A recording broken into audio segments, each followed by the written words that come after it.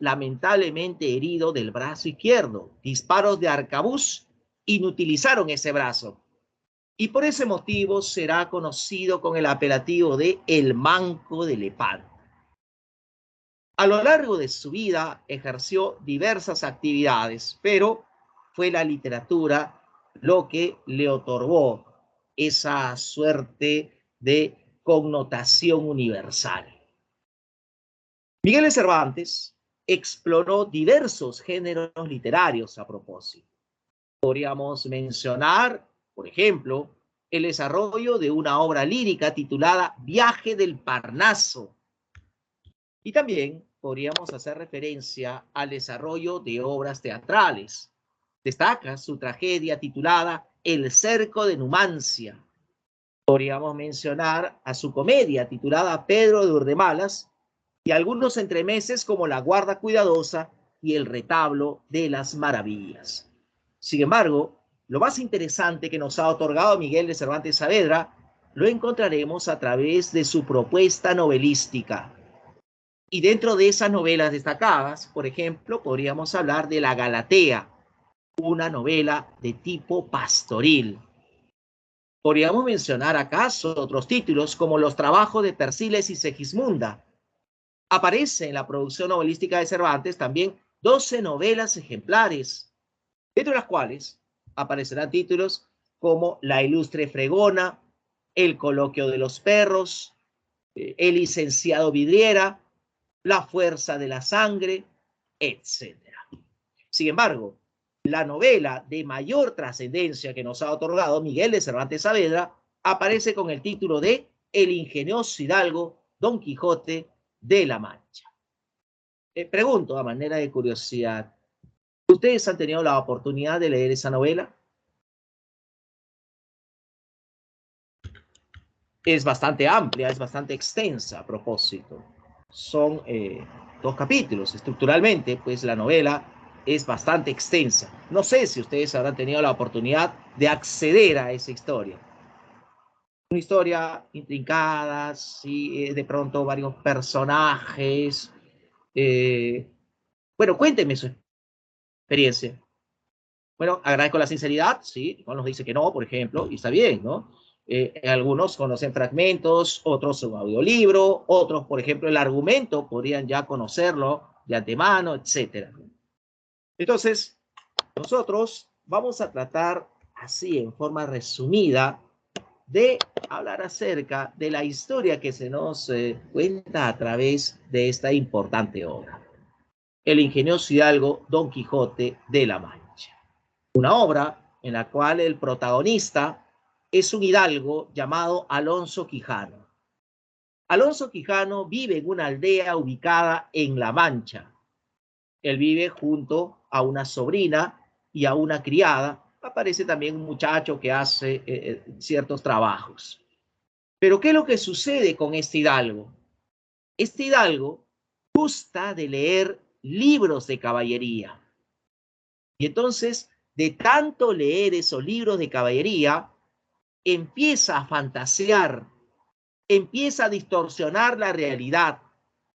Y entonces, creyéndose él uno de esos héroes, de esos libros de caballería, saldrá de su aldea buscando luchar por ideales propios de un caballero, experimentando una serie de situaciones y anécdotas. Entonces, eso es en resumen lo que vamos a poder apreciar a través del ingenioso hidalgo Don Quijote de la Mancha. La obra está dividida en 2 partes. La primera parte fue publicada en el año 1605, la segunda parte en el año 1615. En la primera parte se narran las 2 primeras salidas que efectúa el protagonista. ¿Y de dónde sale? De su aldea ubicada en La Mancha. Mientras que en la segunda parte de la obra se narra la tercera y última salida que efectúa este personaje. Así que rápidamente veamos algunos detalles que acontecen en cada una de las salidas de El Quijote. Alonso Quijano entonces se hará llamar Don Quijote de la Mancha. Y entonces en esa primera salida lo primero que realiza es arribar a una venta. Ustedes se preguntarán, ¿qué cosa es una venta? Bueno, era un lugar donde se daba comida, donde las personas podían pernoctar, ¿no? Una suerte de posada, pero las ventas están a lo largo de los caminos, las posadas en las ciudades. Entonces, Alonso Quijano, reitero, quien se hace llamar Don Quijote de la Mancha, llega a esta venta, pero él, en su visión imaginaria, en esa suerte de distorsión de la realidad, cree que esa venta es un castillo. Y en ese lugar, Don Quijote queda armado caballero. Entonces ya tiene esa investidura. Entonces, como caballero vestido, él busca desenvolverse como tal, plasmar esos ideales caballerescos de justicia, de pronto de honor y etcétera, ¿no? Entonces, una de sus primeras acciones nos remite a lo siguiente. Él, ya como caballero, aprecia cómo un campesino está siendo azotado y lo defiende, lo libera.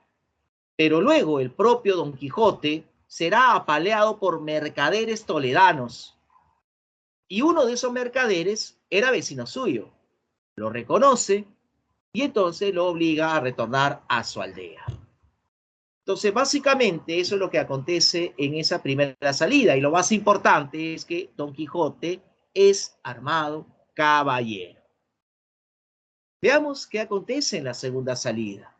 En esta segunda salida, fíjense, aparece el coprotagonista de esta historia. Aparece el personaje llamado Sancho Panza. Sancho Panza es un hombre del pueblo. Sancho Panza es un humilde labrador, quien será convencido por Don Quijote para acompañarle en sus múltiples aventuras. Así vamos a ver lo que experimentan estos personajes. Diversas aventuras. Por ejemplo, vamos a ver cómo una de las más destacadas, una de las más importantes que acontece durante esta segunda salida es aquella que hace referencia a los molinos de viento. Seguramente ustedes han escuchado esa aventura, ese pasaje de la novela, al menos lo ha leído, me imagino, ¿verdad? ¿Qué pasó con Don Quijote? Don Quijote a lo lejos divisa, ¿no?, molinos de viento, pero él en su fantasía confunde a esos molinos y está convencido de que se trata de gigantes, mientras Sancho Panza es un hombre criterioso y le dice, bueno, lo que yo estoy viendo son molinos. Don Quijote arremete contra estos molinos, ¿no? Y entonces vamos a ver cómo el resultado es totalmente desastroso, ¿no? Magullado, herido, golpeado, así terminará Don Quijote. Pero hay otras situaciones también que acontecen durante esta segunda salida. Por ejemplo, podríamos mencionar el pasaje de los frailes y el vizcaíno. Y aquí, miren cómo el propio autor, Cervantes, introduce la idea dentro de la novela de la existencia de un libro llamado El ingenioso hidalgo Don Quijote de la Mancha. O sea, introduce la idea de la obra dentro de la obra. Y en el desarrollo de la historia plantea la versión de que el Quijote sería de autoría de un escritor árabe llamado Cide Hamed Benengeli. Entonces vamos a apreciar estos detalles muy particulares. Pero hay otras situaciones también que experimentan los personajes, ¿no? Entre ellas, por ejemplo, las aventuras con los yangüeses, la estancia entre los cabreros, la llegada a una segunda venta, etcétera, ¿no? Y uno de los momentos también más destacados de esta segunda salida es cuando Don Quijote confunde a rebaños de ovejas como si fuesen grandes ejércitos, ¿no?, dispuestos a luchar entre sí. Hay otras situaciones en donde destaca, por ejemplo, el encantamiento que experimenta Don Quijote, por lo que será llevado, imagínense, enjaulado por el barbero y por el cura desde la ciudad de Montiel hasta su aldea en La Mancha. Entonces son situaciones que vamos a poder apreciar durante esta segunda salida. Quizás la aventura más destacada, más resaltante, es la que referencia al inicio, la de los molinos de viento. Muy bien, vamos a apreciar cómo en la segunda parte de la novela se hace referencia a la tercera y última salida de Don Quijote. Nuevamente, Don Quijote aparece acompañado por Sancho Panza y le esperan múltiples aventuras y un constante recorrido por diversos lugares del territorio español. Destaca, por ejemplo, la llegada a El Toboso.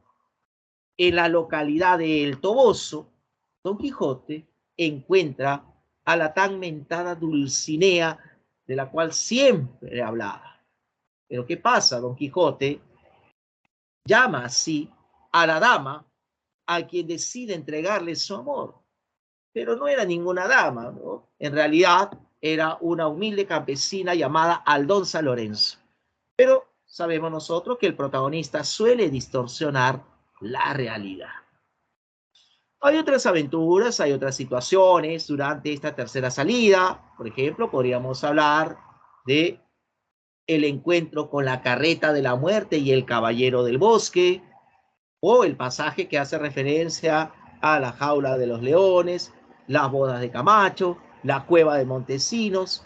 Podríamos hablar, por ejemplo, del gobierno de Sancho Panza en la ínsula Barataria y los consejos recibidos por parte de Don Quijote.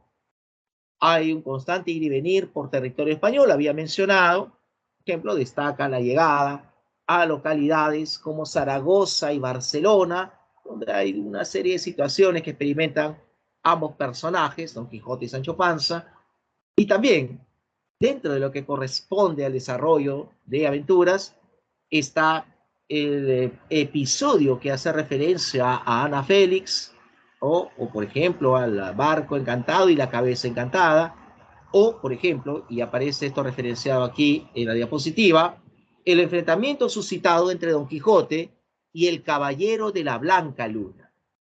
Este llamado Caballero de la Blanca Luna era en realidad el bachiller Sansón Carrasco, coterráneo de Don Quijote, pero se hizo llamar así para enfrentarlo y logra vencerlo.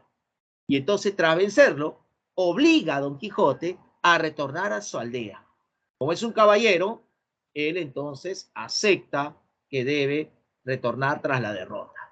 Pero en ese viaje de regreso le esperan nuevas aventuras, entre ellas, por ejemplo, la visita realizada a los duques, personajes quienes cruelmente se van a burlar de la locura de Don Quijote.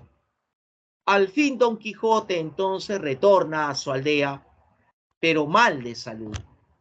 Entonces estará enfermo, procurará recuperarse, en realidad no lo logrará, pero lo que sí recupera será la racionalidad. De haber vivido inmerso en las quimeras y las fantasías, Don Quijote vuelve a ser el de antes, un hombre racional, un hombre criterioso.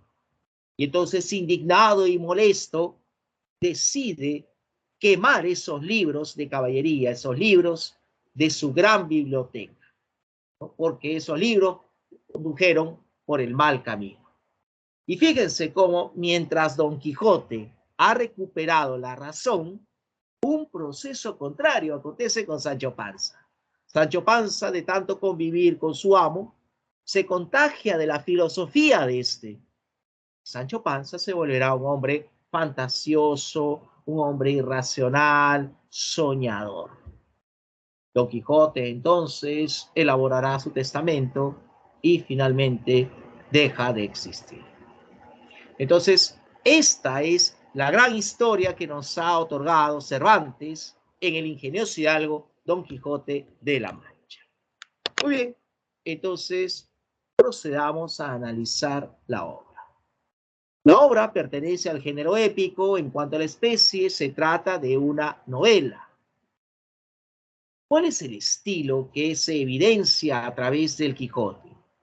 El estilo es obviamente barroco, y ese estilo barroco se expresa a través de rasgos muy elaborados. ¿Dónde se hacen perceptibles esos rasgos elaborados? Por ejemplo, en el lenguaje empleado por el escritor, por ejemplo, en la historia intrincada y enredada, por ejemplo, en la construcción de personajes. Pero también el estilo barroco se pone de manifiesto a través de la presencia de oposiciones o contrastes, como había mencionado en algún momento. Locura, cordura, ser, parecer, realidad, ficción, pobre, rico, culto, inculto, etcétera, ¿no? Eso es lo que vamos a poder apreciar. Ahora, en cuanto al lenguaje, vamos a, aquí en la novela, a apreciar cómo Cervantes logra la mezcla armoniosa de tres variantes del lenguaje. Y aparece, por ejemplo, el lenguaje del narrador, la voz enunciativa que cuenta la historia. Pero el lenguaje del narrador se mezcla con el lenguaje señorial. El lenguaje señorial es el empleado por los caballeros andantes de antaño y justamente será el lenguaje utilizado por Don Quijote. Un lenguaje bastante singular, llamativo y que llamaba la atención. A ese lenguaje del narrador y a ese lenguaje señorial se le suma el lenguaje coloquial. El lenguaje coloquial es el empleado por los sectores populares y es el utilizado por Sancho Panza, ¿no? Quien recurre muchas veces a dichos populares, a refranes, etc. Entonces, la mezcla de esas tres variantes del lenguaje consolida lo que se denominará como estilo cervantino. Entonces, fíjense ustedes ¿no? Si en algún momento se les pregunta por el estilo cervantino, esto tiene que ver con la mezcla de esas tres variantes del lenguaje. Muy bien, entonces dejemos de lado ello y apreciemos aquí la temática desarrollada por el autor. Si bien es cierto, es una novela amplia, es una novela extensa, podríamos establecer un tema general. Y el tema desarrollado es el contraste entre el idealismo y el pragmatismo. Cuando hablamos de idealismo, hablamos de pronto de esa tendencia a dejarse llevar por sueños, por anhelos, por fantasías, ¿no? El mundo ideal. Y cuando hablamos de pragmatismo, hablamos de la filosofía de lo utilitario, lo práctico, lo que de pronto puede resolverse recurriendo a lo simple. Entonces, de pronto, esto tiene que ver, el pragmatismo, tiene que ver fundamentalmente con lo cercano, lo real, lo objetivo.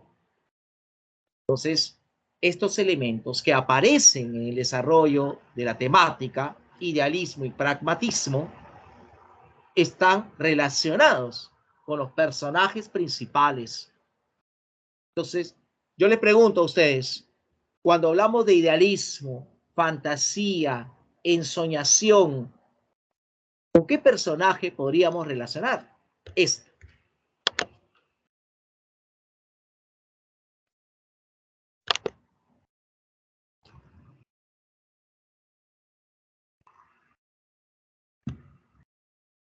¿Alguien más desea? Con Don Quijote. Con Don Quijote, correcto, muy bien, excelente, gracias. Claro, idealismo, fantasía, ensoñación, quimeras, claro, eso lo vamos a relacionar con Don Quijote. Y si hablamos de pragmatismo, si hablamos de sabiduría popular, si hablamos de percepción realista, objetividad, racionalidad, ¿qué personaje lo relacionamos? ¿Qué personaje entonces resulta ser el contraste de Don Quijote? Don Quijote era idealista, era soñador, y había un personaje que comparte Sancho Panza. Muchas aventuras con él. Claro, Sancho Panza, ¿no? Es el criterioso, es el de mirada objetiva, ¿no? Es el que aplica la racionalidad, etcétera, ¿no? Entonces, vamos a encontrarnos con la presencia de estos dos personajes que se van a complementar, ¿sí? Voy a detallar más adelante. ¿Cuál fue el objetivo inicial de la obra? O sea, ¿por qué Cervantes nos brinda el ingenioso hidalgo Don Quijote de la Mancha? ¿Qué pretendía el autor? Bueno, el objetivo de la obra fue combatir la afición por los libros de caballería, algo que en la época estaba muy de moda. La gente gustaba de leer entonces muchos libros de caballería, o sea, historias en donde los caballeros andantes experimentaban una serie de aventuras, ¿no? Por ejemplo, Tirante el Blanco, Palmerín de Oliva, Amadís de Gaula, entre otros, ¿no?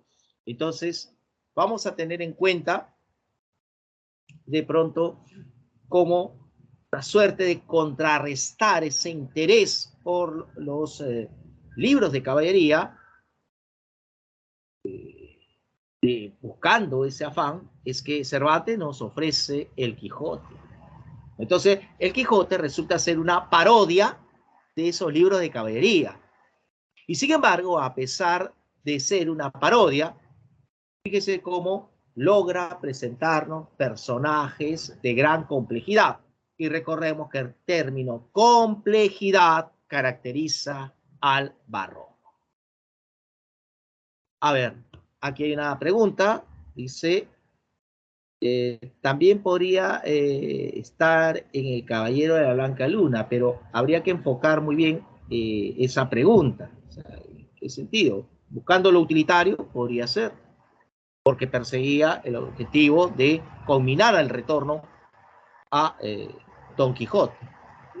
De cierta manera, sí podríamos encontrar ello. Sin embargo, vamos a ver cómo ese pragmatismo recae en el personaje que comparte más tiempo y más aventuras con Don Quijote. Ahora, hace un momento les había preguntado cómo ese idealismo y ese pragmatismo, conceptos desarrollados en la temática, se relacionan con los personajes principales. Y es cierto, encontramos en el Quijote dos personajes diametralmente opuestos, pero al mismo tiempo necesarios. Uno, Don Quijote, es el idealista, el soñador, el quimérico. Y dos, Sancho Panza, es el racional, el objetivo, el criterioso. O sea, opuestos, pero al mismo tiempo complementarios. O sea, se trata de dos tipos humanos eternos. ¿Sí? El soñador y quimérico, el realista y el objetivo. Entonces, la presencia de esos dos tipos humanos eternos permiten que la novela adquiera universalidad, porque nos encontraremos con tipologías de personajes que no dejan de existir a lo largo del tiempo. El soñador y el realista, en resumen. Entonces, mientras uno representa al mundo del espíritu, el otro representa al mundo de los sentidos. Entonces, esa oposición que surge entre ambos personajes, el soñador y el realista, resulta ser un conflicto que se produce al interior de cada individuo. O sea, cada persona experimenta esta situación. A veces nosotros, y me incluyo, somos soñadores y nos dejamos llevar por fantasías, ilusiones. Pero también está la otra parte, o sea, también hay que ser realistas, hay que ser objetivos, ¿no? Hay que encontrar el ideal, que es en este caso la equiparación. No hay que dejarse llevar por la fantasía, tampoco hay que ser muy objetivos, muy realistas, ¿no? Entonces, eso es lo que vamos a poder apreciar en la novela. Pero algo curioso acontece hacia el final. ¿Qué pasa con Don Quijote? Había mencionado que antes de morir y antes de elaborar su testamento, Don Quijote recupera la razón. Y un proceso contrario acontece con Sancho Panza. Tanto convivir con su amo, se vuelve como él. O sea, se ha producido un intercambio de psicologías. Y a esto se le denomina como el proceso de quijotización de Sancho y sanchificación de Don Quijote. Entonces, eso es lo que vamos a poder apreciar en el ingenioso hidalgo Don Quijote de la Mancha, ¿no? Una situación bastante singular hacia el final de la obra. Ahora, comentario aparte, fíjense ustedes en lo realizado por la crítica. La crítica inicialmente se centró en los elementos cómicos que proyectaba la obra, o sea, situaciones graciosas, risibles, situaciones que llamaban la atención por lo incoherente en el proceder del protagonista. Por ejemplo, utilizar una armadura cuando ya el tiempo había pasado y las personas no las utilizaban. El complementar la armadura con una pieza que no pertenecía a dicha armadura. Entonces, ustedes no sé si se han percatado en las imágenes de Don Quijote. Lo voy a retroceder. Fíjense ustedes en esta imagen de aquí, ¿no? Donde dice pre abajo. Tiene como una especie de sombrero, pero con una suerte de incisión, ¿verdad? ¿Se percatan? ¿Lo ven? ¿Lo visualizan? ¿Están viendo esta imagen? ¿Sí? Miren ustedes. Sí, profesor. Normalmente en una armadura uno lleva pues un yelmo, o sea, una especie de visor y un casco. Pero Don Quijote no tenía eso. ¿Qué se había puesto en vez de un yelmo? Eso que ustedes están apreciando es una bacía de barbero. O sea, esa especie de media luna que ustedes ven aquí era pues la parte de una vasija que se ponía en el cuello y bueno, el barbero procedía a cortar. O sea, fíjense ustedes cómo se vestía de esa manera. Él hablaba un tono singular propio de los caballeros y todas esas situaciones y más aún sus acciones despertaban a la risa, a la hilaridad. Entonces, reitero, la novela al principio centró su atención, perdón, la crítica centró su atención en esos elementos cómicos, pero más adelante la crítica reevaluó su postura y entonces posteriormente prestó atención al entorno de Don Quijote, es decir, a las personas que lo rodeaban y que no entendían que él se comportaba así, motivado por sentimientos nobles, como la búsqueda de justicia, la bondad y el amor. Y a partir de ese nuevo enfoque, puede apreciarse a través del Quijote la trágica lucha de un hombre el cual, impulsado por sus ideales, lamentablemente choca con la realidad. Y es por eso que su heroísmo resulta ser prácticamente inútil, infructuoso. Entonces, esto quería comentarles ya para finalizar esta parte dedicada al Quijote. Muy bien, entonces dejemos de lado a Cervantes y a la narrativa barroca y ahora procedamos a apreciar el desarrollo de la literatura española del siglo XIX y el romanticismo. Hablemos entonces de esta propuesta literaria. El romanticismo, y eso ya lo hemos apreciado en clases pasadas, fue un importante movimiento literario del siglo XIX. Sin embargo, el romanticismo demoró en constituirse en territorio español debido a cuestiones políticas. El rey de España en esa época, Fernando VII, se oponía a la difusión de esas ideas liberales. Fernando VII era más bien conservador. Entonces, cuando aparecía por ahí algún escritor o alguna persona que pretendía difundir esas ideas liberales, inmediatamente determinaba su exilio. Sin embargo, la difusión de la estética romántica era inevitable. Poco antes de morir, entonces, Fernando VII dispuso que aquellos exiliados retornen a España. Y es por ese motivo que el romanticismo español se ha de desarrollar en forma tardía. El romanticismo entonces comporta ciertas características que ya conocemos. Impone los sentimientos frente a lo racional, rechaza los preceptos o normas, desconfía de la razón, tiende a la fantasía, ¿no? Expresa un gran subjetivismo, manifiesta la idealización de la naturaleza, etc. Pero también el romanticismo rechaza al neoclasicismo.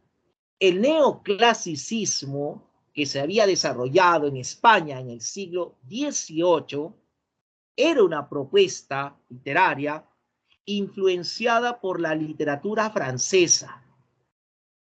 Entonces, vamos a ver cómo los escritores españoles trataron de imitar la propuesta de escritores como Jean-Baptiste Poquelin, conocido como Molière, escritores como Jean Racine, Pierre Corneille y Jean La Fontaine.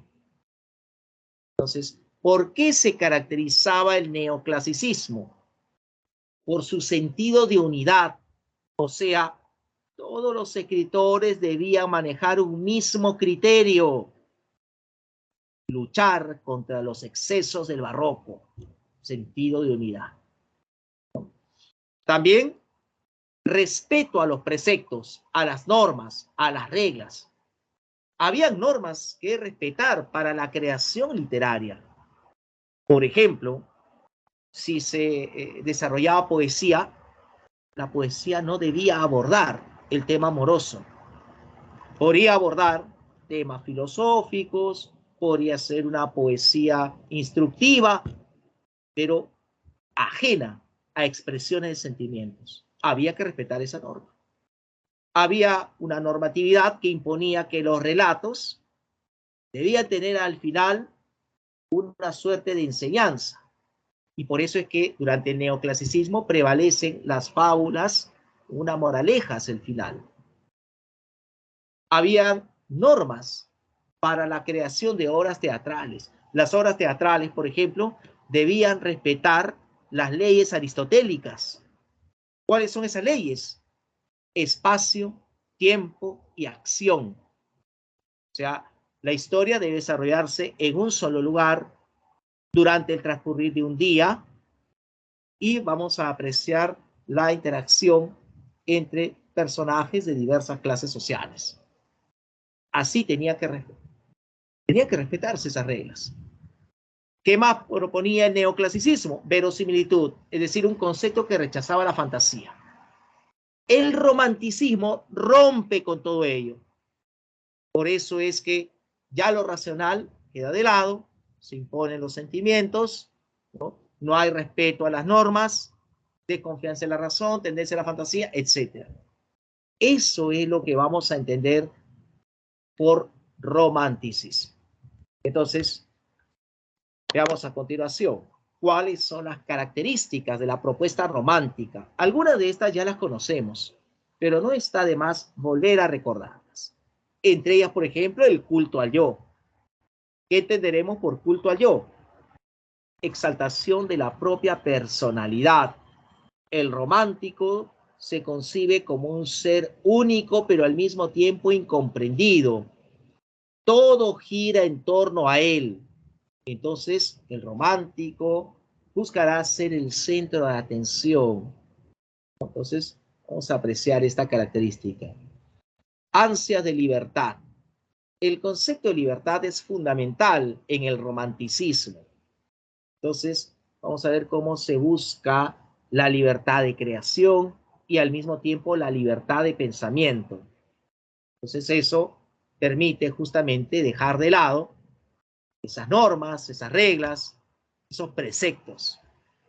Angustia metafísica. O sea, vamos a apreciar cómo el romántico, como no cree en lo racional, se deja llevar por su propia percepción y hay momentos en los cuales él recaerá en la angustia, porque no razona, no piensa, Entonces, él va a recaer en una gran desesperación que lo afectará. Y esa angustia se relaciona de pronto con el entorno, con la naturaleza en muchos de los casos. Ahora, relacionado con esa angustia metafísica, más allá de lo físico, aparece el concepto de lo infinito. Entonces, los hombres de la antigüedad no conocieron este concepto. Los románticos lo proponen. Entonces, ¿qué es lo infinito? Dígame, ¿lo infinito se puede medir? ¿Se puede establecer cantidad para lo infinito? ¿Se puede hacer ello?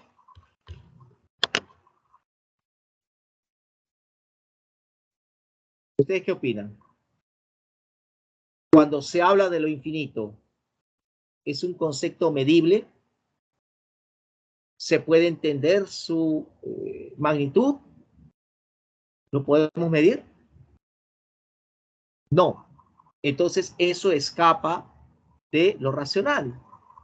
Entonces vamos a ver cómo lo inconmensurable, de pronto lo que no puede medirse, es lo que expresa lo infinito. Y eso muchas veces se relaciona con lo sentimental. Entonces vamos a apreciar esto, ¿no? Dentro de lo que significa la angustia metafísica. Idealismo. ¿Qué entenderemos por idealismo? O sea, el romántico se deja llevar por ideales que lo alejan de la realidad. O sea, aspira a un mundo superior, lleno de esos ideales. O sea, en otras palabras, el romántico es soñador, se deja llevar por la fantasía, por la imaginación. Entonces, eso acontece con el romántico cuando de pronto está enamorado. Mírense ustedes mismos. Eh, ¿Acaso cuando están enamorados no se imaginan de pronto agarrarle la mano a la persona amada o mirar a los ojos a esa persona? O de pronto se imaginan que les sonríe, que les mira, etcétera, cuando en realidad no ocurre ello. Es parte de la ensoñación, de la fantasía, de ese idealismo. En fin, es una de las características del romanticismo. Y finalmente, la valoración de lo histórico. O sea, vamos a ver cómo en el romanticismo se le otorga importancia a los acontecimientos del pasado, a las tradiciones, a las costumbres. Entonces son estas las características más resaltantes de la propuesta romántica. ¿Quiénes son los representantes del romanticismo español? En narrativa destaca Mariano José de Larra. En el teatro destaca el escritor Ángel de Saavedra, conocido como el Duque de Rivas, y también José Zorrilla. Y en poesía, José de Espronceda y Gustavo Adolfo Bécquer. Entonces, hablemos de este escritor. Gustavo Adolfo Bécquer nació en Sevilla en el año 1836. Su verdadero nombre no fue este. Su verdadero nombre fue Gustavo Adolfo Domínguez Bastidas.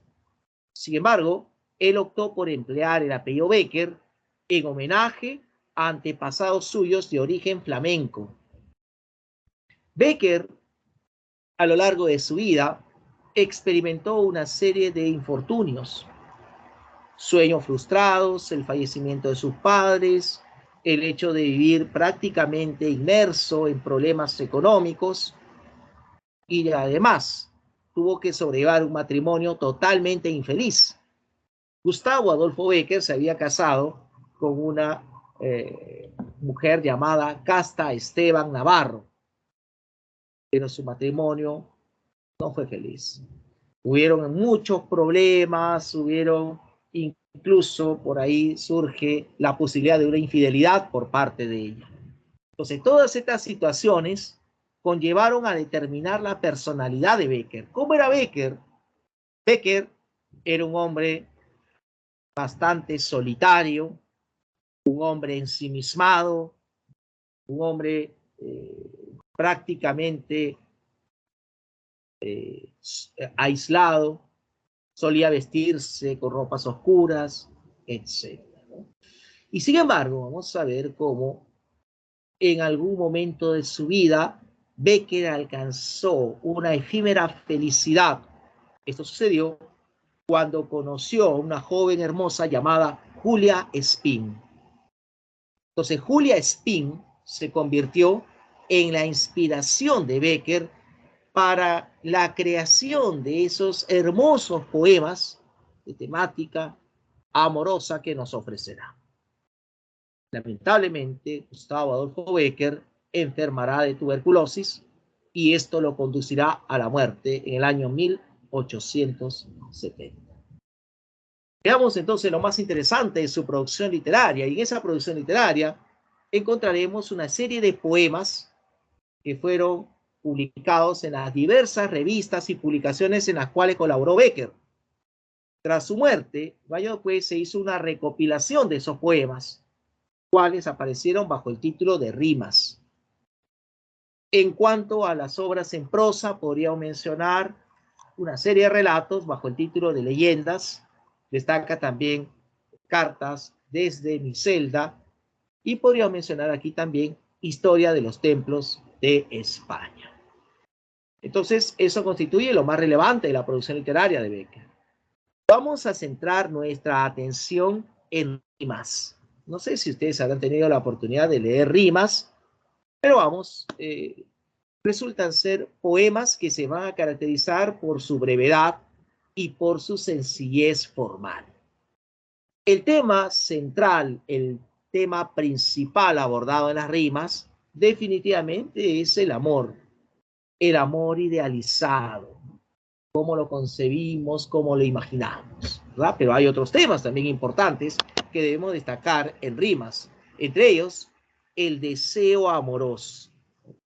Entonces, el impulso que motiva a despertar el sentimiento por otra persona. El amor también aparece como una ilusión imposible. O sea, de pronto hay una mirada romántica en la cual pues el amor resulta ser inalcanzable. O está también otra variante del amor, el amor platónico. Ese amor que se concibe entre amical y de pronto ya un deseo hacia otra persona. Y otro de los temas que también aparece aquí es la aparición repentina, súbita del sentimiento amoroso. Entonces, los temas vamos a poder apreciar en estas rimas. Detalle muy particular es que en la poesía beckeriana vamos a poder encontrar 3 tipos de mujer.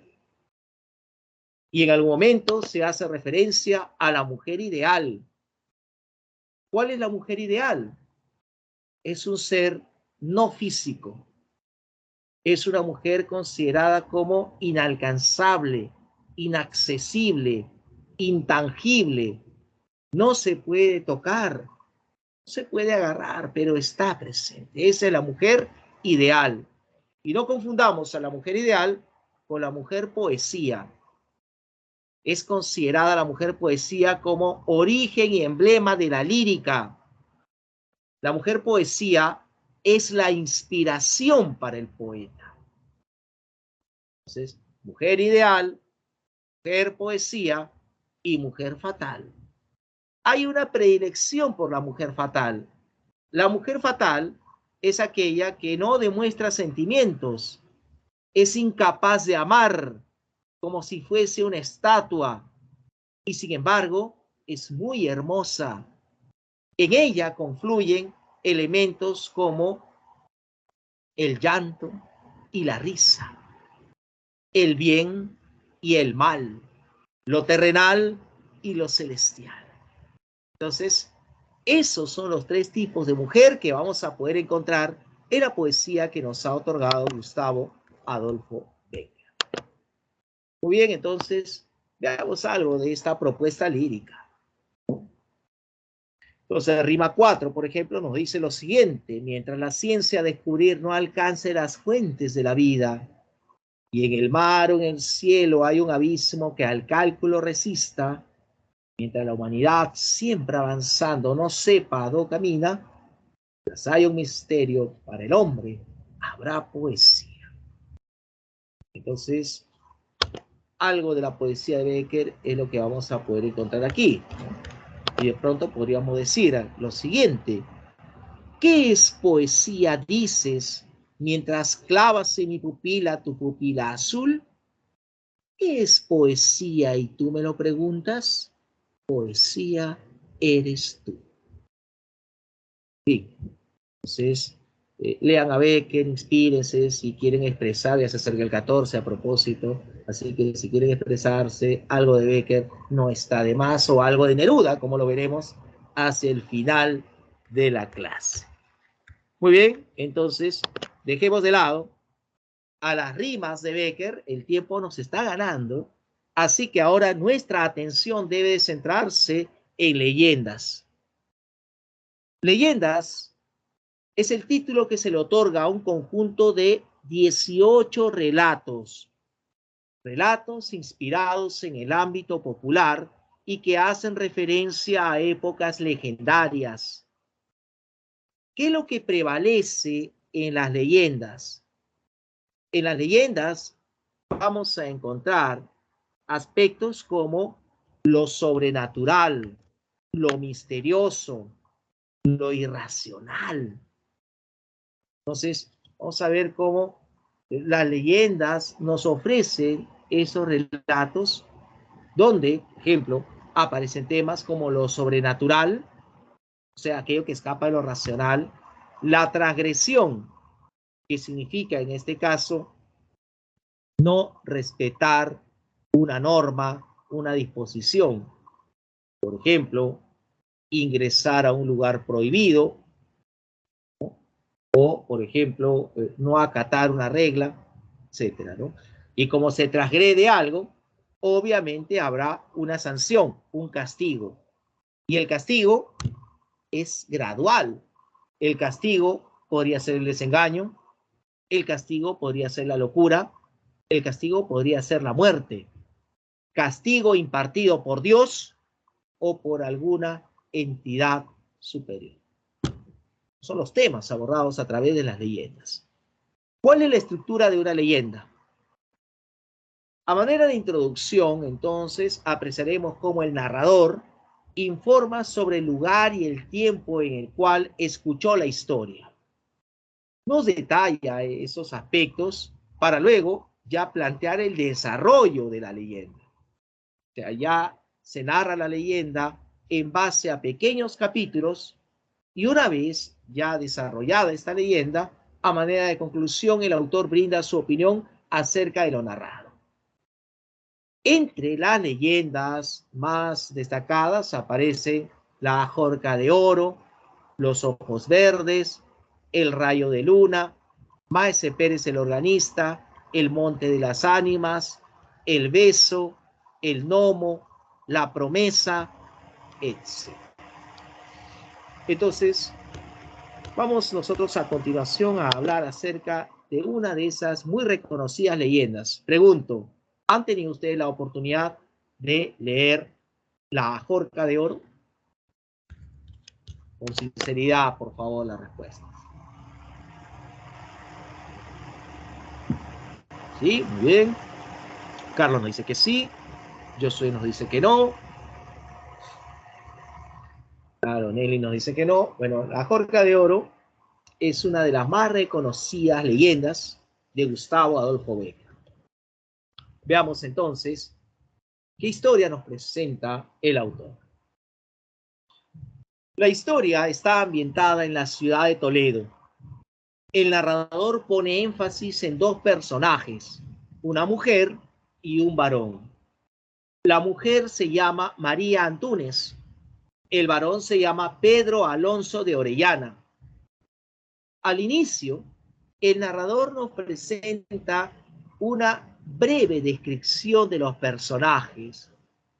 Y sobre María Antúnez nos dice lo siguiente el narrador: ella era hermosa, hermosa con esa hermosura que inspira el vértigo, hermosa con esa hermosura que no se parece en nada a lo que soñamos en los ángeles y que sin embargo es sobrenatural.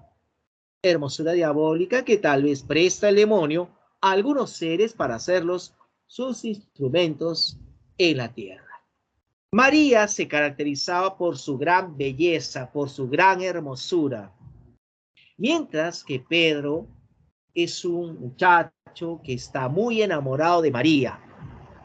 Él es valiente, pero al mismo tiempo es creyente, es apegado a lo religioso. En el inicio entonces de esta leyenda, tras la breve descripción de los personajes, María aparece muy triste, derrama lágrimas mientras aprecia cómo las aguas del río transcurren, cómo la corriente avanza. Y Pedro entonces se acerca a María y le pregunta: María, ¿por qué lloras? Pero no obtiene respuesta alguna. María sigue mirando hacia las aguas cristalinas del río. Pedro calla, no dice nada y le vuelve a preguntar: María, ¿por qué lloras?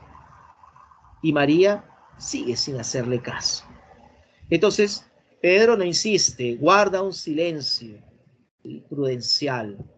Cuando María se calma, cuando deja de sollozar, se vuelve hacia Pedro y le dice: está bien, Pedro, te voy a contar, pero prométeme que no te vas a burlar de mí. Y Pedro estará llano a escucharla. María le dice: mira, Pedro, sucede que en el aniversario de la ciudad de Toledo hay muchas actividades que se están realizando. Entre ellas, por ejemplo, asistir a la misa ofrecida en la catedral de la ciudad. Me encontraba al interior de la catedral rezando cuando de pronto levanté la mirada y hubo algo que llamó mi atención. Se trataba de una ajorca dorada con incrustaciones de piedras preciosas que poseía una de las imágenes al interior de la catedral. Entonces, mi atención se centró en ese objeto, que es como una especie de brazalete a propósito, ¿no? Entonces, cuando quise continuar con el rezo, no pude hacerlo porque yo seguía pensando en la ajorca. Y ese pensamiento duró todo el tiempo de la misa. Cuando acabó esta y me retiraba, yo seguía pensando en la ajorca. Llegué a mi casa y en mis pensamientos estaba presente la ajorca. Así durante muchas horas hasta que llegó la noche. Pero en la noche no pude dormir porque seguía pensando en la ajorca. Y así avanzaron las horas y no podía conciliar el sueño, pero poco antes del amanecer, el sueño me venció. Y cuando yo me quedé dormida, por un instante tuve un momento de ensoñación en el cual aparecía la imagen de esa virgen que poseía la ajorca. Pero cuando me fijé bien, en realidad era una mujer muy parecida a mí. Y en sueños ella me habló y me dijo: María, María, en tu vida podrás tener muchas joyas, pero una ajorca como la que poseo, nunca la vas a tener. ¿Me escuchaste bien? Nunca, nunca, nunca, nunca, nunca. Y cuando María despertó, en sus oídos resonaban esas palabras: nunca, nunca, nunca. Entonces, se da cuenta de que era verdad, de que jamás poseería una joya costosísima. Eso motiva el llanto de María. Por eso llora, por eso está triste, porque no podrá acceder a esa joya.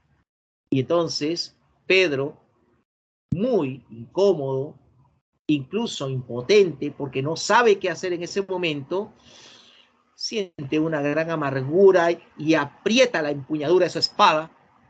Y entonces, muy decidido, porque Pedro es capaz de hacer lo que sea con tal de ver feliz a la mujer a quien ama. Y decidido, le pregunta a María: María, dime, ¿qué imagen poseía esa ajorca dorada? Y ella le responde: la imagen de la Virgen del Sagrario. Yo les había dicho al principio que Pedro es valiente, pero que también es creyente, apegado a lo religioso. Y cuando escucha esa respuesta, Pedro se asombra y dice, ¿qué, cómo? ¿La Virgen del Sagrario? ¿La santa patrona de la ciudad de Toledo? Como diciendo, ¿sabes qué? Yo no puedo hacer nada contra ella. Entonces, María se percata de la reacción de Pedro y entonces nuevamente sus lágrimas empiezan a recorrer sus mejillas y repetirá las palabras que en sueños escuchó. Nunca, nunca, y empieza a llorar. ¿Y qué significa esto? Que de alguna manera, pues María está coaccionando a Pedro. Bueno, pasa esto y de pronto el narrador nos describe la estructura de la catedral de la ciudad de Toledo y el amplio jardín con altas palmeras que hay afuera de dicha catedral, cuando de pronto repara en la presencia de Pedro. Es casi medianoche. Pedro está esperando que se vaya la última persona de la catedral, porque está dispuesto a cometer un sacrilegio. Y entonces, cuando la catedral está vacía, Pedro decide ingresar a la catedral. Pero para esto, tiene que atravesar el gran jardín. Y entonces da los primeros pasos. Pero imagínense, en ese instante, la atmósfera se vuelve misteriosa. De pronto, vamos a encontrarnos con ruidos inexplicables. De pronto, chasquidos. De pronto, sombras que proyectan figuras extrañas. Y a pesar de eso, Pedro cruza el jardín y llega a un piso de grandes losas. Tenía que cruzar ese piso hasta llegar a la catedral. Y por ahí se dice que debajo de esos pisos habían tumbas de reyes y de obispos. Y Pedro se arma de valor, dice adelante y empieza a caminar por ese piso de losas. Cuando de pronto una mano cadavérica emana del suelo y le empieza a agarrar los pies a Pedro. Y Pedro grita, se horroriza. ¡Ah! Dice. Pero se da cuenta de que no había nada. No era producto de su imaginación. Y se vuelve a dar valor y dice, adelante. Y finalmente ingresa en la catedral. Ya en el interior busca a la Virgen del Sagrario y cuando la encuentra, se aproxima hasta donde ella. Como sabe Pedro que va a cometer un sacrilegio, va a robar una joya sagrada, él cierra los ojos y le arrebata entonces esa ajorca. A Pedro solamente le basta abrir los ojos y salir. Pero cuando abre los ojos, se da cuenta de algo que no tenía explicación. Al interior de la catedral no solamente estaba la imagen de la Virgen del Sagrario, habían otras imágenes, ángeles, santos, demonios, etcétera. Y parece que todas esas imágenes hubiesen cobrado vida y hubiesen salido de sus respectivos lugares, y todas ellas han rodeado a Pedro. Y Pedro tendrá miedo y es más, se va a asustar porque esas imágenes no tienen pupilas y empiezan a rodearlo. ¿Qué hace Pedro? Pedro grita y pedirá ayuda, pero recordemos, es medianoche y la catedral está vacía. Entonces vuelve a gritar, vuelve a pedir ayuda, pero nadie lo va a escuchar. Al final se desmaya. Y avanzan las horas y llega el amanecer. Las primeras personas ingresan en la catedral. Entonces en ese instante divisan que Pedro está cerca al altar con la ajorca en la mano, gritando incoherencias. Gritaba, es suya, suya. Ajorca, ¿pero de quién? ¿De María o de la Virgen? Y no lo sabremos porque Pedro había perdido la cordura. Es decir, Pedro se había vuelto loco. Así finaliza entonces la ajorca de oro. Fíjese cómo por cometer una transgresión, Pedro recibirá un castigo. Muy bien, entonces, en la ajorca de oro hay algo que nosotros debemos entender. Becker recoge el aporte de otros románticos, y uno de esos románticos es el francés Victor Hugo. ¿Saben ustedes quién es Victor Hugo? Es el autor de una novela muy reconocida del romanticismo. ¿Cómo se llama esa novela? en donde el protagonista es un tal Jean Valjean, quien fue llevado a la cárcel por robar una pieza de pan. No, no es Nuestra Señora de París. Los Miserables, correcto, muy bien. Pero Víctor Hugo también fue autor de Nuestra Señora de París. ¿Ah? Bueno, pero también fue autor de una obra teatral titulada Cromwell. Y en el prólogo de Cromwell, Víctor Hugo hace referencia a lo grotesco. ¿Qué es lo grotesco?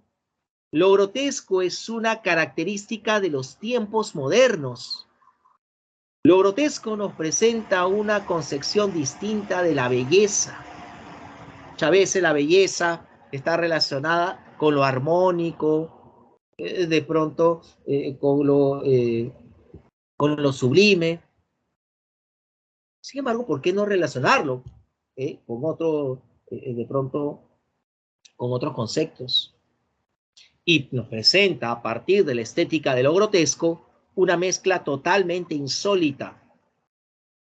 De pronto, lo deforme con lo gracioso, lo bello con lo feo, de pronto lo terrenal con lo espiritual, etc. Entonces, vamos a ver cómo, por ejemplo, y ya que has mencionado a Nuestra Señora de París, ¿no? Entonces, Quasimodo, ¿no? Presenta esa fealdad, Esmeralda, ¿no? Representa en este caso la belleza, por mencionar, ¿no? Entonces, fíjense cómo en la Jorca de Oro también se presenta la estética de lo grotesco. Dígame, ¿qué es lo que caracteriza a María?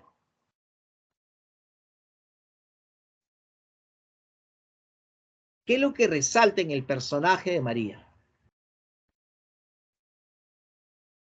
Lean ustedes aquí, por favor, la diapositiva. Lean las primeras líneas. ¿Qué es lo que resalta en María?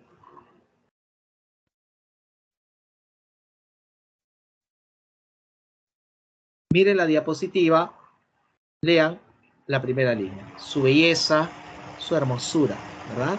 Eso resalta en María. Pero la hermosura es catalogada en algún momento como diabólica, fíjense. O sea, ahí está lo grotesco. La belleza vinculada con lo demoníaco, ¿no? Y ahí aparece lo grotesco. O veámoslo de otra manera. Estéticamente, externamente, María se caracteriza por su belleza. Pero internamente, ¿cómo es María? Según lo que ustedes han escuchado atentamente.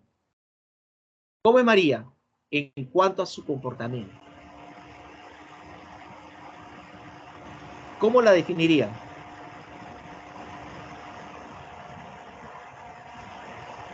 Vanidosa podría ser, caprichosa, excelente. ¿Qué más? Codiciosa. Sí, fíjese, vanidosa, caprichosa, codiciosa, inescrupulosa, manipuladora, tóxica, dice por ahí. Entonces, eso determina belleza o fealdad en cuanto a su personalidad.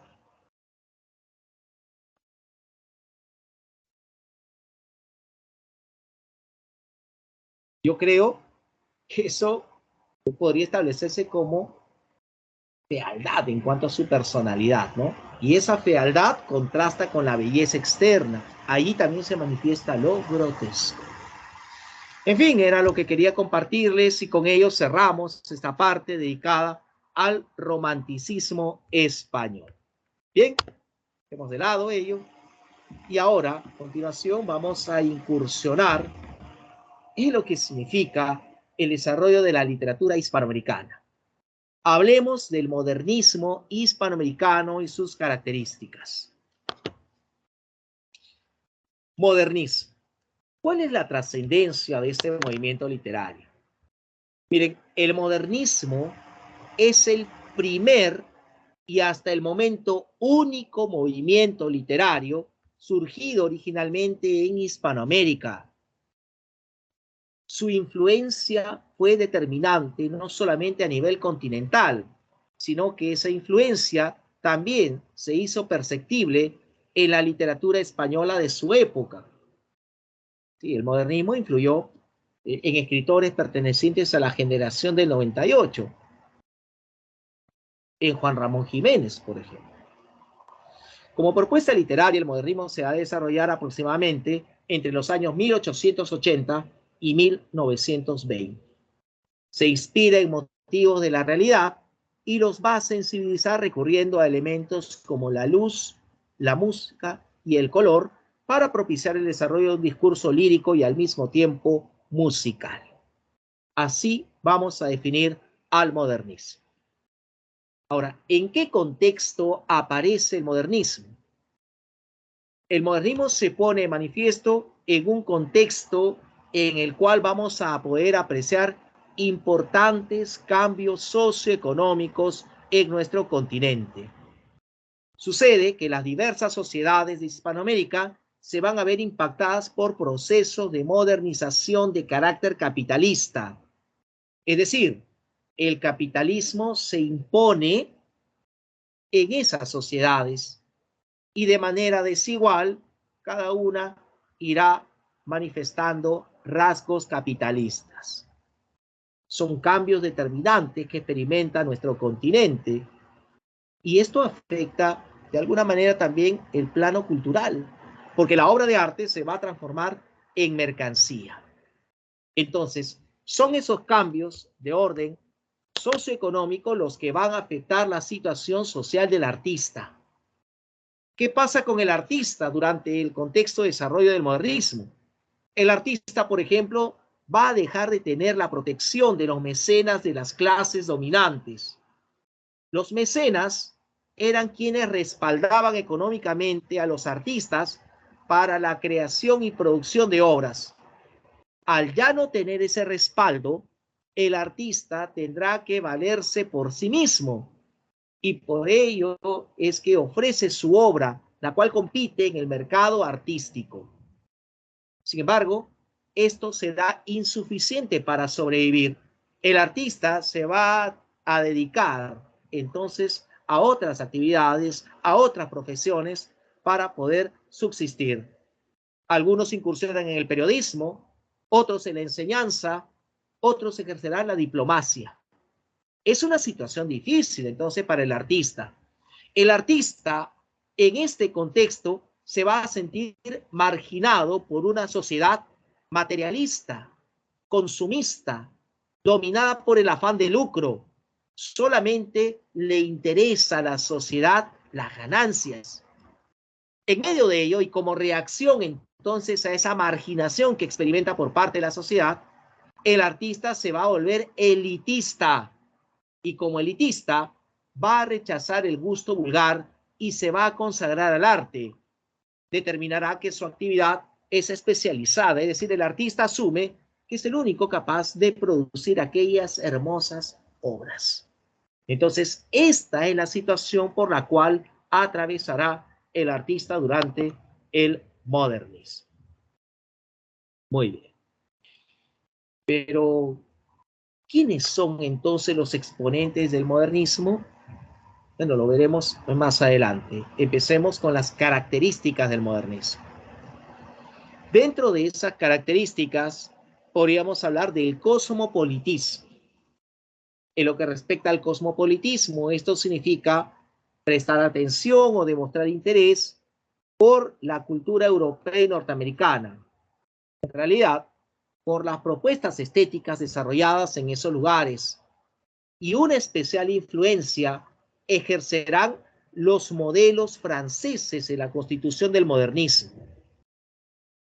Por ejemplo, podríamos hablar del impresionismo en pintura, del naturalismo en narrativa, etc. Pero sobre todo, hay modelos de la poesía francesa de finales del siglo XIX que van a ejercer una determinante influencia en el desarrollo del modernismo. Y esos modelos son fundamentalmente el simbolismo y el parnasianismo. ¿Qué aporta el simbolismo? El valor musical de las palabras. ¿Qué aporta el parnasianismo? La belleza clásica. Entonces, vamos a ver cómo eso lo encontraremos en la estética modernista. Sincretismo es otra de las características. Se define como la síntesis y asimilación de los diversos aportes en búsqueda de la modernización de la literatura hispanoamericana. Hispanoamericanismo es también otra característica. El hispanoamericanismo busca establecer una relación fluida y dinámica entre las diversas literaturas desarrolladas a nivel continental, pero al mismo tiempo busca ser representativo de Hispanoamérica como un espacio sin fronteras, es decir, un espacio supranacional con identidad propia. Ahora, dentro de las características aparece también el esteticismo. Cuando hablamos de esteticismo, tenemos que relacionar esta característica con el concepto de belleza. Exaltación, entonces, de la dimensión estética o artística, es el culto a la belleza. Así vamos a establecer la definición de esta característica. Y finalmente, exotismo. El exotismo lo asumiremos como la consecuencia de lo que experimenta el artista en este mundo moderno. ¿Cómo se siente el artista? Marginado, hemos dicho, ¿verdad? Ante la sociedad. Y entonces, como no quiere ser partícipe de esa realidad que es muy dura y que es muy difícil, el artista del modernismo propone escapar de esa realidad, propone una fuga, una evasión de la realidad, pero una evasión no física, sino una evasión de la realidad a través de su propio arte. Es decir, propone la búsqueda de belleza en mundos distantes, espacialmente hablando y temporalmente hablando. O sea, la búsqueda de belleza en mundos lejanos en el espacio y en el tiempo. Por eso es que vamos a ver cómo a través del exotismo se resalta la belleza, por ejemplo, de las referencias mitológicas antiguas, se resalta la belleza de culturas muy ajenas, muy lejanas a la nuestra, a la hispanoamericana. Entonces, a eso llamaremos exotismo. Cuando se menciona, por ejemplo, a una suerte de princesa de tal lugar o reina de tal lugar, estamos hablando de una imagen exótica. Cuando se resalta un palacio, un castillo, de pronto las ruinas de una cultura como las culturas orientales, por ejemplo, a eso llamaremos exotismo. Entonces, estas son las características del modernismo y evidentemente nosotros vamos a tener en cuenta muchas de estas y al mismo tiempo vamos a considerar también algunos elementos que complementan estas características. Entre ellos, por ejemplo, musicalidad, colorido, elegancia, erotismo, idealización del paisaje, etc. Muy bien, ¿cuáles son los discursos trabajados por los escritores modernistas? Por ejemplo, destaca el ensayo modernista, ¿no? En donde la temática a tratar es la identidad de América Latina y la literatura y el arte. Destaca, por ejemplo, la poesía modernista. Muchos de los poetas entonces procuraron incorporar diversas formas métricas, como por ejemplo es el caso del alejandrino, el verso de 14 sílabas métricas, que será muy utilizado durante el modernismo. Entonces, destacan poetas como Manuel Gutiérrez Nájera, Amado Nervo, Julián del Casal, Leopoldo Lugones, José Asunción Silva, Julio Herrera y Reisig, entre otros, siendo el más importante Rubén Darío. Y muchos de esos poetas también fueron creadores de relatos. El relato modernista se expresó a través del cuento, y es así como destacan los cuentos de Rubén Darío, de José Martí, de José Asunción Silva, entre otros. Muy bien, entonces, entre los nombres mencionados, destaca indudablemente el de Rubén Darío, el autor de Azul. Hablemos a continuación entonces de la vida y obra de este escritor. Rubén Darío nació en 1867. Es un escritor oriundo de Nicaragua. Nació en la ciudad de Metapa. Su verdadero nombre fue Félix Rubén García Sarmiento, pero será mundialmente conocido como Rubén Darío. Al principio se desenvolvió en el ámbito del periodismo, pero alcanzó reconocimiento gracias a su labor como escritor. Rubén Darío tenía la intención de renovar la poesía de su natal Nicaragua, la cual aún estaba influenciada por la estética romántica. Sin embargo, Nicaragua no le permitió un ambiente adecuado para ese proceso de renovación. Tuvo que abandonar su país y arribar hasta Chile.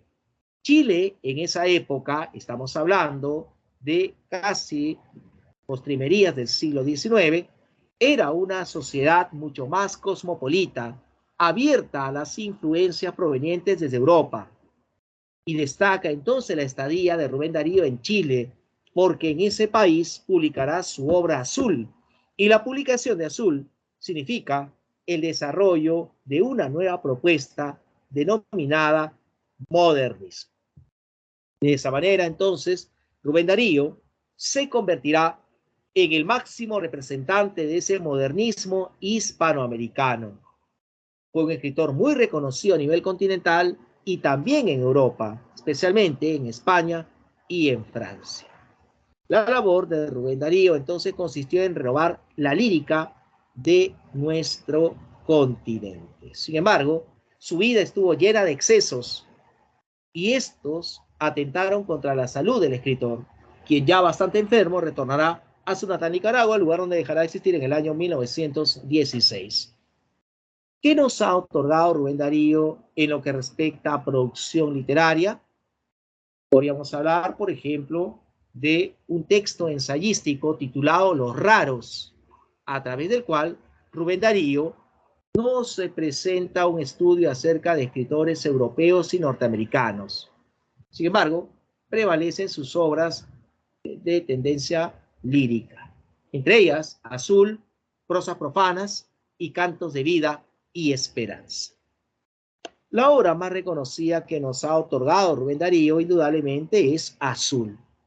Hablemos detalles entonces de Azul. ¿Cuál es la importancia, cuál es la trascendencia que adquiere la obra Azul? Pero Azul es una obra que, con su publicación en 1888 en Chile, inicia el modernismo hispanoamericano. Azul logra la confluencia de esas propuestas, esos modelos desarrollados en la literatura francesa, como el parnasianismo y el simbolismo. La estructura de Azul nos presenta un conjunto de cuentos y de poemas. Así que vamos a hablar entonces inicialmente de los cuentos de Azul y luego hablaré de los poemas de Azul. Los cuentos de Azul se caracterizan porque abordan varios temas. La temática es diversa, es variada, sin embargo, hay un tema principal presente en estos cuentos. Y esto tiene que ver con la situación social que experimenta el artista. Esa situación de rechazo que el artista siente en el mundo moderno. Entonces vamos a ver cómo esto se hará perceptible en relatos emblemáticos como El Rey Burgués y El Sátiro Zorro. Ahora bien, en lo que respecta al estilo, los cuentos de Azul se van a caracterizar porque incorporan una serie de elementos poéticos que permiten establecer un vínculo muy cercano con los poemas presentes en Azul. ¿Cuáles son esos elementos poéticos? Por ejemplo, vamos a encontrar expresiones de gran subjetividad.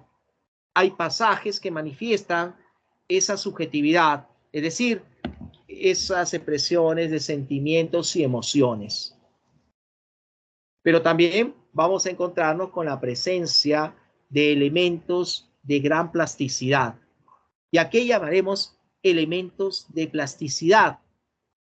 A aquellas expresiones que tienden a resaltar los sentidos del lector. O sea, imágenes que de alguna manera pues se relacionan con la pintura, con la escultura, o sea, que llaman la atención, que resaltan lo visual en nosotros, lo olfativo, lo táctil. Entonces, a eso llamaremos elementos o imágenes de gran plasticidad. Y por otro lado, en el desarrollo de estos cuentos es evidente encontrar una interesante sonoridad verbal. Entonces, quedémonos en esos elementos poéticos. Subjetividad, imágenes plásticas, sonoridad verbal. Ello lo encontraremos en los poemas de Azul. Hablemos de estos poemas. Los poemas de Azul también se van a caracterizar por abordar temas variados. Prevalece el tema del amor y la naturaleza y la literatura y los escritores. Entonces hay poemas variados. Por ejemplo, vamos a encontrarnos con 4 poemas que hacen referencia a las estaciones del año bajo el título de El año lírico. Ahí, por ejemplo, prevalece la temática de el amor y la naturaleza. El tema del amor, por ejemplo, aparece en el poema Pensamiento de Otoño o A una estrella.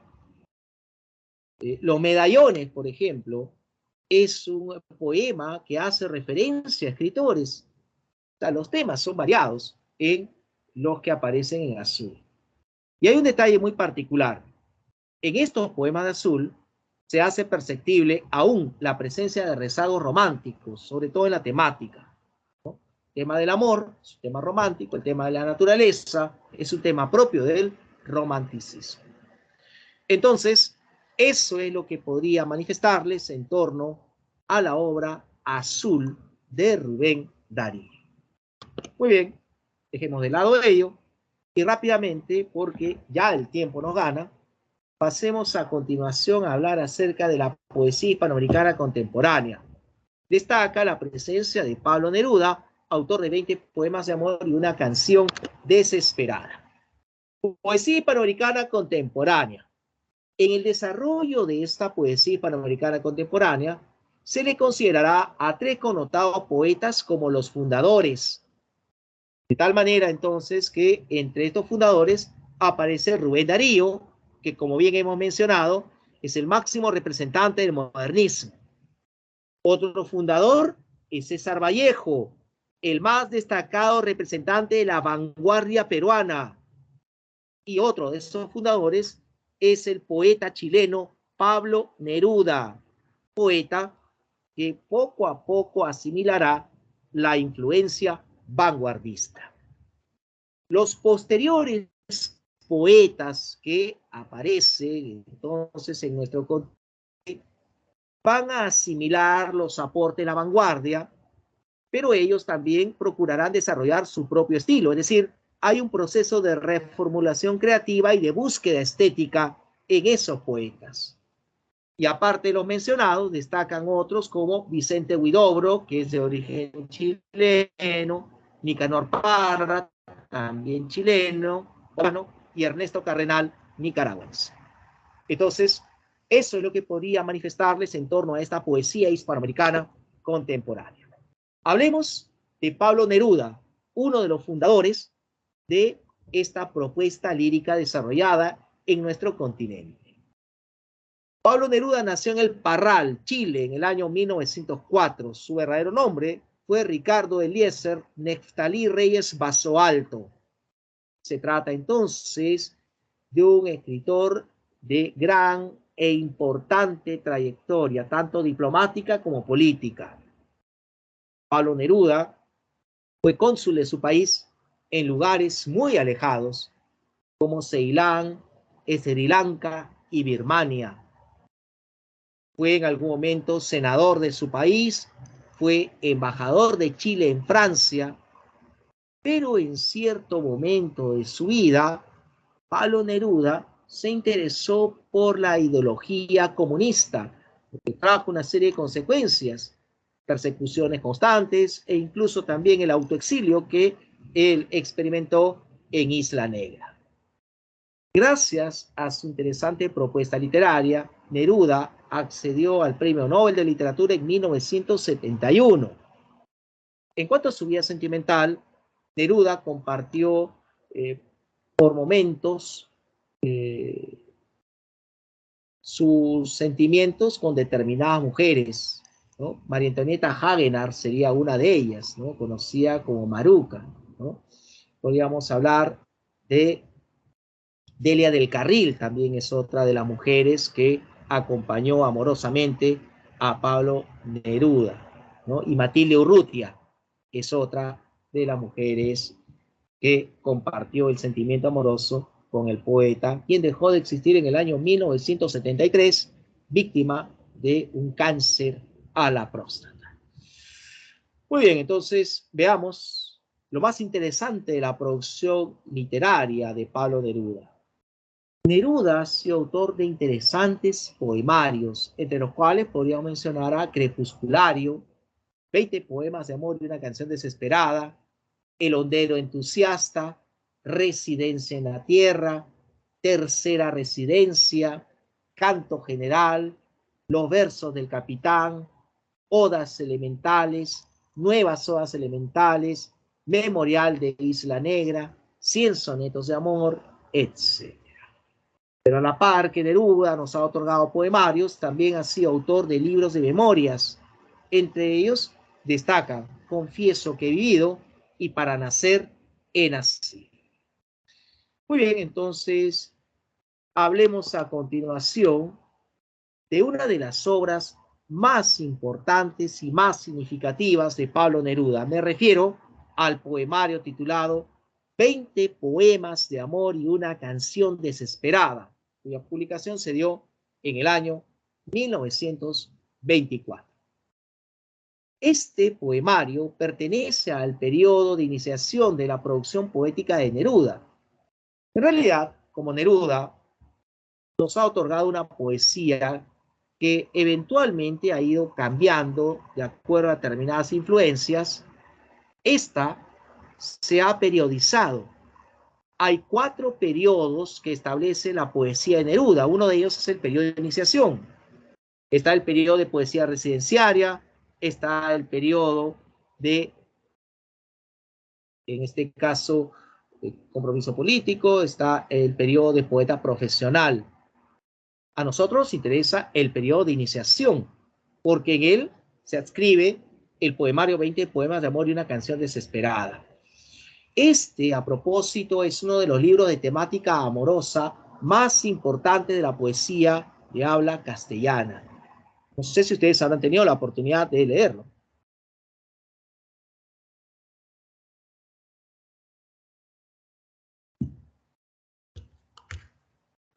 ¿Han leído algunos poemas de este poemario?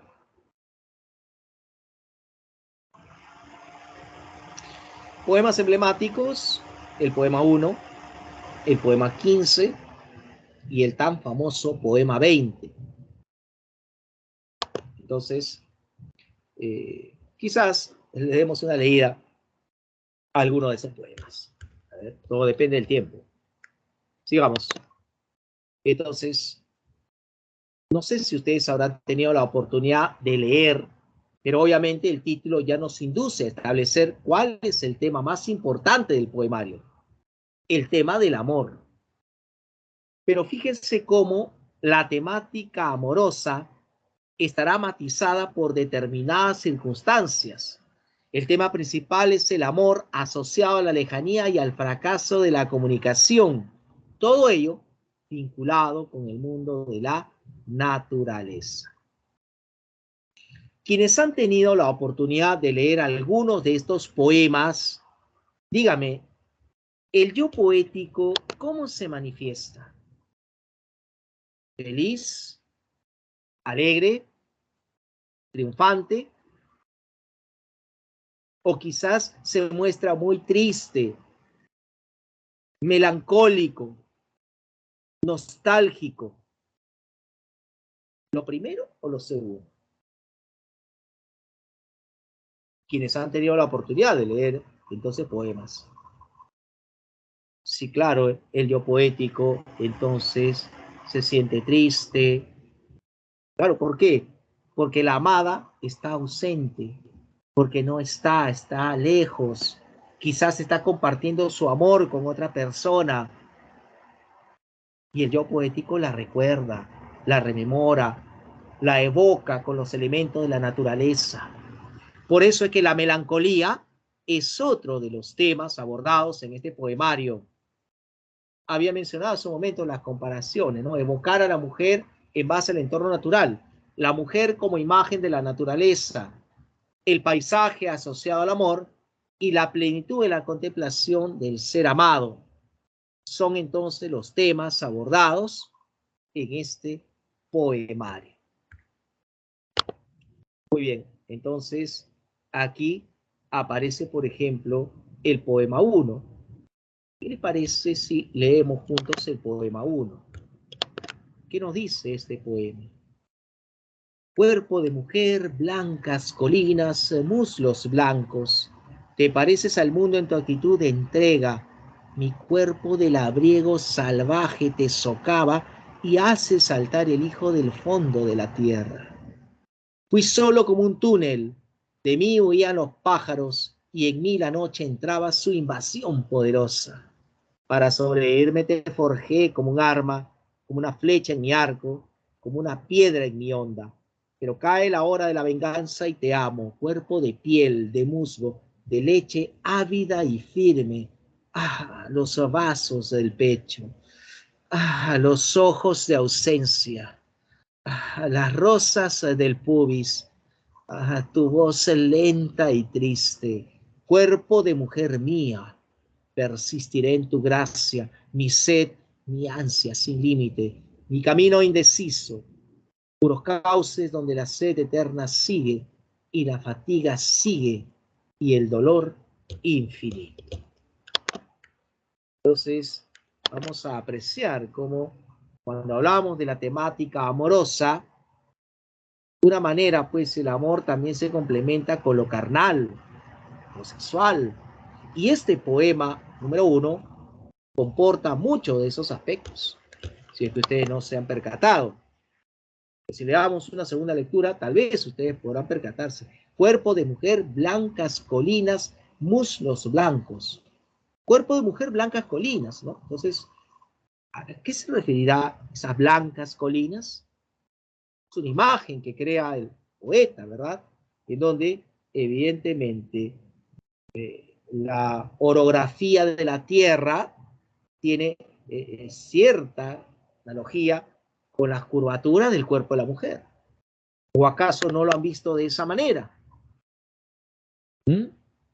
Te pareces al mundo en tu actitud de entrega. Actitud de entrega, entrega, esto tiene que ver con una relación o el acto mismo amoroso. Mi cuerpo del abrigo salvaje te socava. Cuerpo del labriego salvaje. Labriego. ¿Qué cosa es un labriego?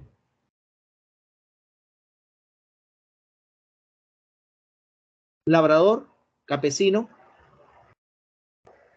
Mi cuerpo de labriego salvaje te socava. ¿Qué cosa es socavar?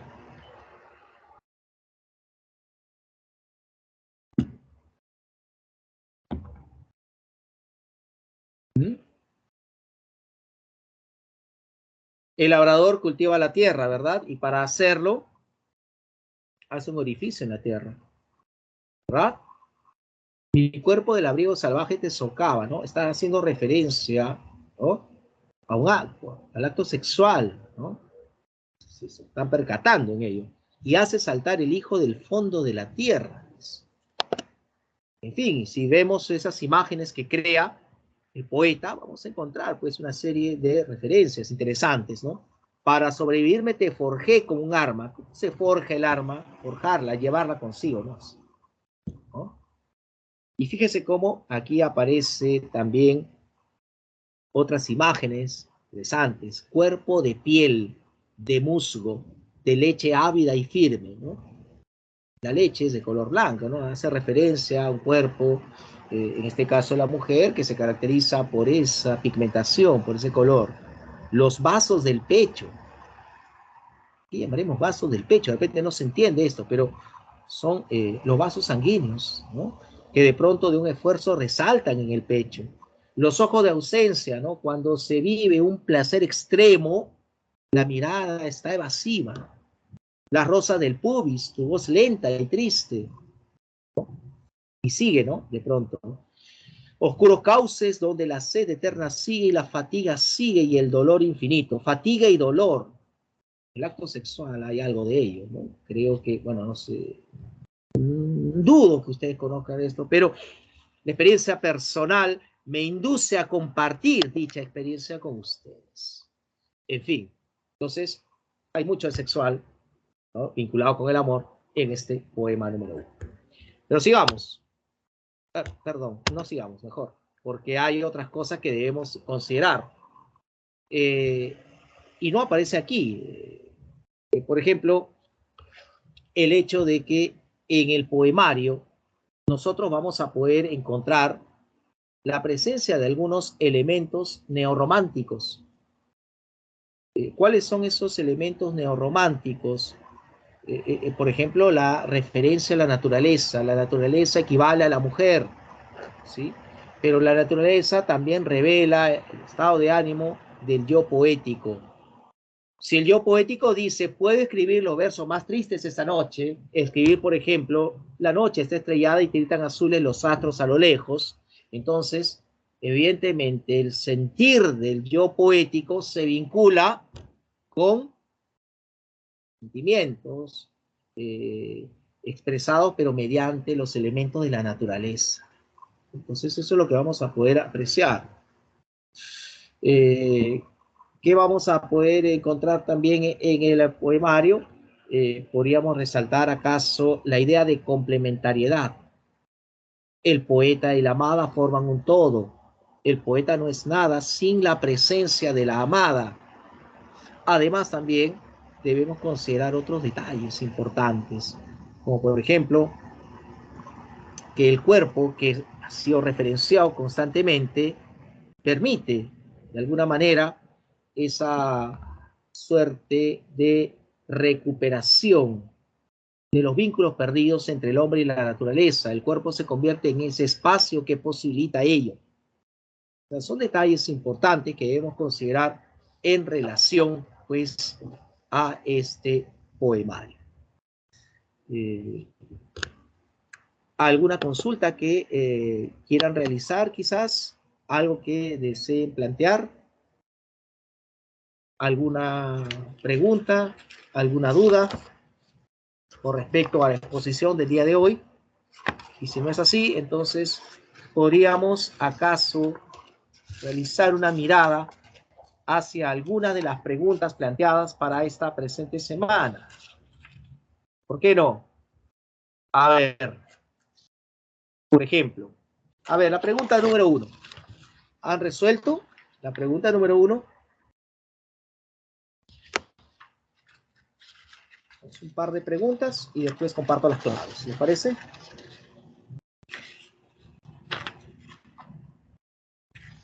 A ver, pregunta número 1, todos. A partir del siguiente fragmento de la novela Ingenioso Don Quijote de la Mancha, marque la alternativa con la secuencia correcta acerca de la verdad o falsedad de los enunciados sobre el argumento de esta obra. En un lugar de la Mancha, de cuyo nombre no quiero acordarme, no ha mucho tiempo que vivía un hidalgo de los de lanza en astillero, adarga antigua, rocín flaco y galgo corredor. Tenía en su casa una ama que pasaba de los 40 y una sobrina que no llegaba a los 20 y un mozo de campo y plaza que así ensillaba el rocín o tomaba la podadera. Frisaba la edad de nuestro hidalgo con los 50 años. Era de complexión recia, seco de carnes, enjuto de rostro, gran madrugador y amigo de la casa. Quieren decir que tenía el sobrenombre de Quijada o Quesada. Que en esto hay alguna diferencia en los autores que de este caso escriben, aunque por conjeturas verosímiles se deja entender que se llamaba Quijana. Pero esto importa poco a nuestro cuento. Basta que la narración de él no se salga un punto de la verdad. Entonces, veamos los enunciados. 1. Se narra cómo se arma el hidalgo Don Quijote. Aquí se menciona que se está armando caballero, ¿verdad? ¿O falsedad? En cuanto al 1. Vamos. Se narra cómo se arma el hidalgo Don Quijote. No, falso, correcto. 2. Se describe la figura del protagonista de la novela. ¿Se está describiendo al personaje? Era de complexión recia, seco de carnes, enjusto de rostro. Sí, sí, verdadero, correcto. 3. El autor pretende ser muy exacto en los datos de la historia.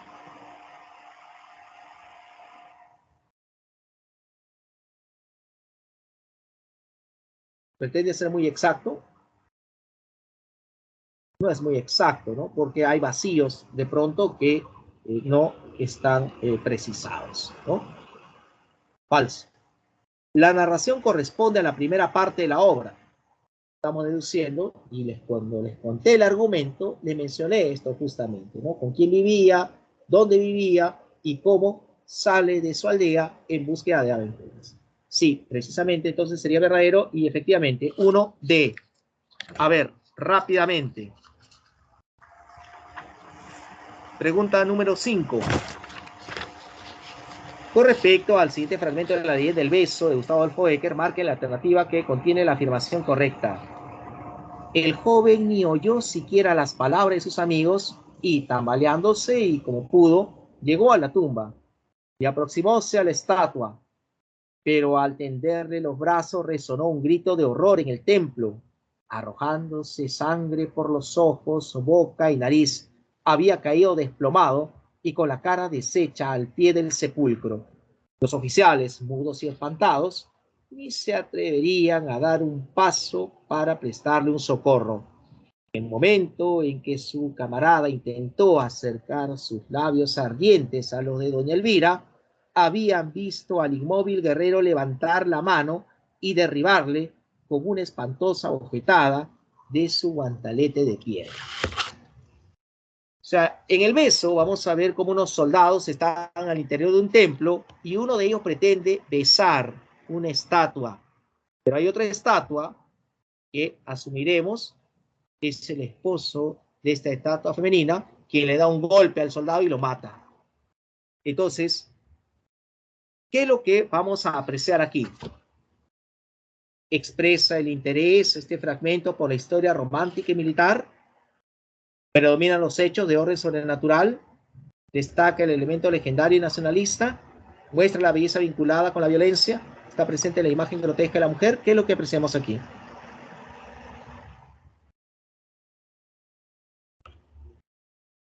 Dígame, ¿es normal, es cotidiano de que de pronto una estatua se mueva y ocasione la muerte de un ser vivo? Es algo que escapa de lo racional, es algo sobrenatural. 5B, correcto, muy bien. En fin, hemos llegado al final de la clase. Jóvenes, comparto con ustedes las claves de las preguntas propuestas para esta presente semana y conmigo será hasta una nueva oportunidad. Muchas gracias por la atención prestada, cuídense bastante, buen fin de semana. Nos vemos el siguiente jueves. Cuídense.